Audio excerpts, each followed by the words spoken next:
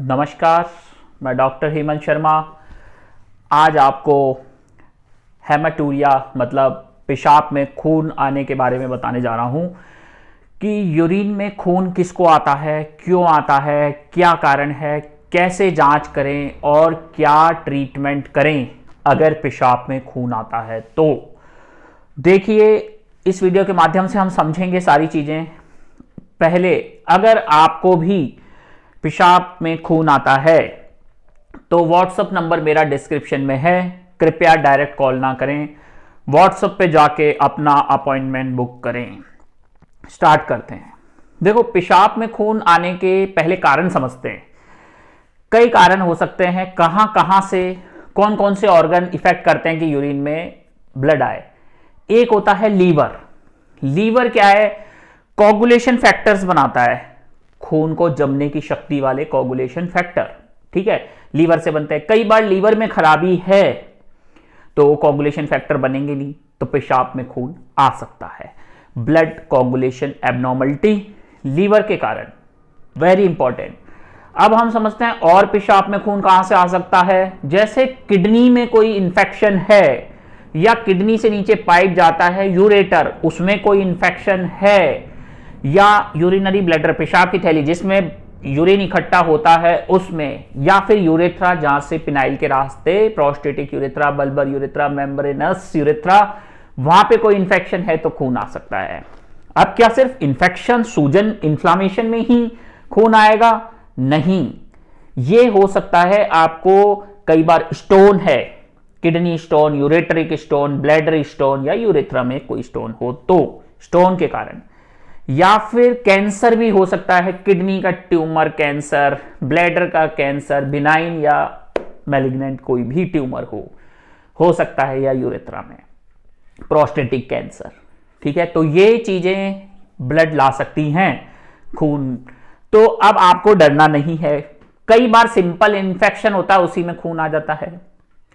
कई बार मैस्टुरेशन करने से खून आ जाता है। ठीक है, वो नॉर्मल है। कई बार कोई इंजरी हो गई, चोट लग गई, उससे खून आ जाता है पेशाब में। तो मल्टीपल रीजन है, इसको डायग्नोस करना पड़ता है कि क्या कारण है।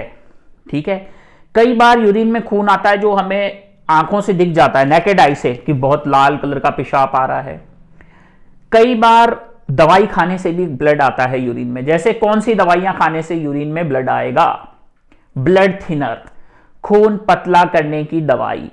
ठीक है, जैसे कि कौन खाते हैं? जिनको कार्डियक डिजीज है, कोई डिसलिपिडीमिया है, डायबिटिक हाइपरटेंशन है, रिस्क फैक्टर है, तो वो खून पतला करने की दवाई लेते हैं ताकि थक्का नहीं जमे, कोई ब्रेन हैमरेज हुआ, ब्रेन इस्कीमिया हुआ हो, ठीक है, तो उनको दी जाती है। तो उस दवाइयों से खून आता है यूरिन में। उसके अलावा कोई बाय बर्थ कोगुलेशन डिसऑर्डर हो, उसमें आता है। या फिर कुछ ऐसी दवाइयां जो खून तो नहीं लाएंगी पर लाल ऑरेंज कलर यूरिन लाती हैं, जैसे रिफैम्पिसिन। कई कीमोथेरेपी की दवाई आती है जिससे भी खून आता है यूरिन में। ठीक है, कई बार डेंगू वगैरह में प्लेटलेट काउंट गिर जाते हैं। तो मल्टीपल रीजंस हैं, कारण ढूंढ के ही इलाज होगा। खुद से कभी भी ट्रीट करने की कोशिश मत कीजिए अपने सिम्टम्स को, क्योंकि इनिशियल स्टेज, स्टार्टिंग में हर चीज क्योरेबल होती है, जड़ से खत्म हो जाती है। डिले नहीं करना है। कोई भी सिम्टम होता है, पेशाब में खून बार बार आ रहा है, तो आप संपर्क करें डॉक्टर से। ठीक है, तो ये हो गए कारण। और भी बहुत सारे हैं, तो सारी लिस्ट तो मैं बोल नहीं सकता, पर मोटा मोटा मैंने कॉज बता दिया आपको। ये कारण है पेशाब में खून आने के।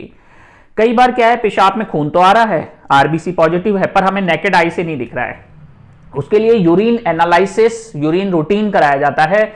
तो अगर आरबीसी कम आ रही है, माइक्रोस्कोपी से देखते हैं 4 से कम, तो हेमाटूरिया नहीं है। 4 से ज्यादा आ रही है, 10 आ रहा है, 20 आ रहा है, 30 आ रहा है, 50, 60 आ रहा है, तो हेमाटूरिया है। ठीक है, ये हो गया हेमाटूरिया डिटेक्ट करने का तरीका।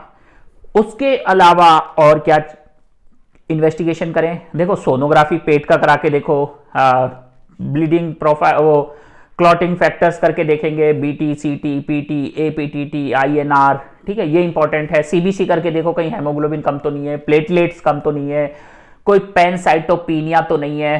ठीक है, सोनोग्राफी में हम देखेंगे कोई स्टोन तो नहीं है, कोई गांठ तो नहीं है किडनी में, यूरेटर में, या ब्लैडर में पेशाब की थैली में कोई पथरी तो नहीं है, ठीक है, ट्रस्ट करके देख सकते हैं कोई प्रोस्टेटिक कैंसर तो नहीं आ रहा उसमें, है ना, हार्ड नोड्यूल्स तो नहीं है, कोई एब्सेस तो नहीं है। तो बहुत सारी चीजें हैं जिससे हम डायग्नोस करेंगे। इंपॉर्टेंट ऐसा नहीं है कि सारे टेस्ट एक ही मरीज पे करा ले। कुछ लोग होते बोलते इतने सारे टेस्ट बता दिए, क्या सारे ही कराने? नहीं, सारे नहीं कराने। क्लिनिकल एग्जामिनेशन होगा, पहले पेशेंट बोलेगा ओ मेरे बैक में दर्द होता है, लेफ्ट फ्लैंक पेन या राइट फ्लैंक पेन, तो हमें क्या लगेगा? किडनी का दिक्कत है, पायलोनेफ्राइटिस हो सकता है, कोई स्टोन हो सकता है, ठीक है, ये चीजें हो सकती है। मस्कुलर पेन भी हो सकता है, पर हेमाटूरिया है तो यूरिन से रिलेटेड है। कोई बोलेगा मुझे हेपेटाइटिस बी है, हेपेटाइटिस सी है, मैं दारू पीता हूं और उसके बाद पेशाब में खून आता है और कोई सिम्टम नहीं है, तो फिर हम क्या सोचेंगे? लीवर के लिए ज्यादा इंपॉर्टेंस देंगे, ठीक है। कोई बोलेगा मुझे आईटीपी की बीमारी है, पेशाब में खून आ रहा है, तो हम प्लेटलेट्स देखेंगे। तो क्लिनिकल हिस्ट्री इंपॉर्टेंट होती है। तो हर चीज को समझने के लिए स्टडी एजुकेशन 7 साल लगते हैं, 10 साल लगते हैं, 20 साल लगते हैं। एक्सपीरियंस से हम ये चीजें समझते हैं, ठीक है। तभी आप समझ पाओगे कि मैं इतनी डायग्नोसिस क्यों बोल रहा हूं और उनके फर्दर इन्वेस्टिगेशंस होते हैं। अलग अलग टॉपिक पे मैंने सारे वीडियोस बना रखे हैं और भी बनाऊंगा फ्यूचर में। अब ट्रीट कैसे करें? देखो भाई, ट्रीट तो कारण को किया जाता है, ट्रीट द कॉज, कारण को ट्रीट करो, always treat the cause.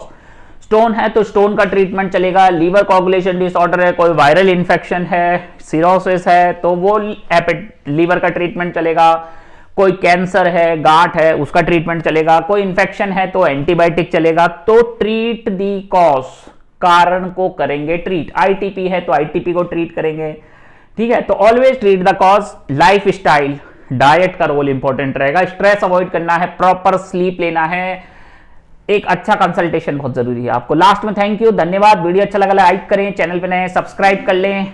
Good bye.